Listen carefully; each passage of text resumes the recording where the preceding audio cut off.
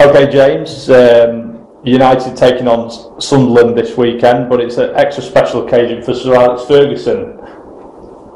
Yeah, I think it's fitting that he should be coming up against Steve Bruce, he played such a pivotal part in a lot of the early success that Ferguson enjoyed at United.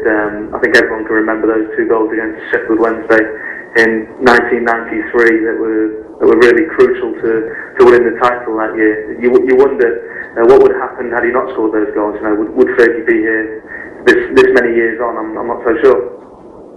Okay, I know you've done a lot of work for the paper and the website researching Fergie's 25 years in charge. If you had to pick out a couple of moments, which ones have caught your eye?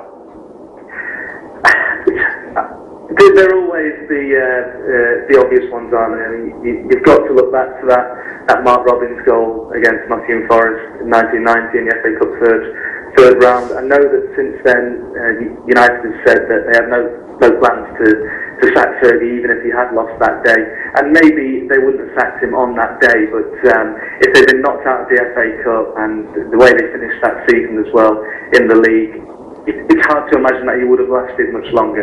Other than that, you've obviously got to think of things like the Champions League final in '99.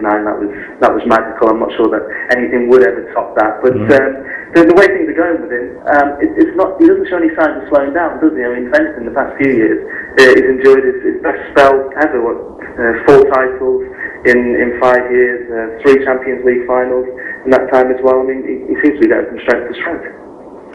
Absolutely. I mean, do you think it's fair to say he's the greatest manager ever?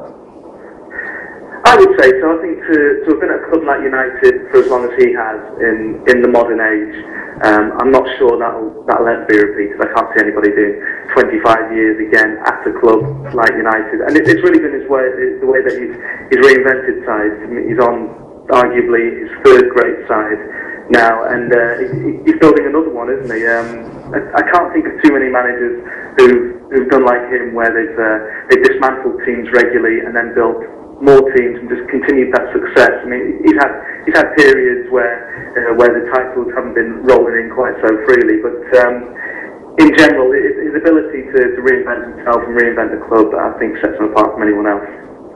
Great. I'm sure the man himself will be concentrating on Sunderland more than anything this weekend, and it's a bit of an old boys reunion at Old Trafford. Yeah, they've got a few coming back. Of course, we've got John O'Shea and Wes Brown. I think that United, I think Ferguson in general, he's still trying to get over the city shocker. I mean, it's been a great response so far in terms of results in winning the Champions League in midweek and winning the Ferguson as well. I think he'll want to put all thoughts of his anniversary to one side until after the 3 points have been secured against Sunderland. Sure. One thing he's been trying in recent weeks is dropping Rooney back into midfield. How do you think that's working, and do you think that's just a cover for current circumstances, or do you think it could be a longer term solution? I think it's a short term measure. We talked to him after the match against Otto Galati, and he said that he believes that Rooney's got all the qualities to play in central midfield. Of course he has, because he's a top player. He could probably play Rooney at centre back or at full back, and he'd do a great job there as well. But there's no doubt that Rooney's at his best when he's up front, when he's either the main man up top or just behind the striker. That's when he's at his absolute best. But while they've got injuries, Tom Cleverley out, Michael Carrick out, Rooney can certainly do a job there. I mean, on Wednesday he was absolutely fantastic. It was a bit of a midfield masterclass with long and short passing, and of course he got on the score sheet as well. I know that it was taken off him because it was a massive deflection, but it was his shot that led to the goal and made it 2-0. Are you of mind that United need to go into the transfer market in January and buy someone, or do you think that when everyone's fit, the midfield squad is sufficient at United? We spent the summer trying to sign this top-class playmaker, the player who could replace Paul Scholes. We all know the names, people like Wesley Sneijder, people like Sami Nasri. They didn't manage to get anyone. Now, it was a massive bonus at the start of the season when Tom Cleverley started so well, and he looks like a really promising player. His injury has meant that they've had to do without him for much of the season, though.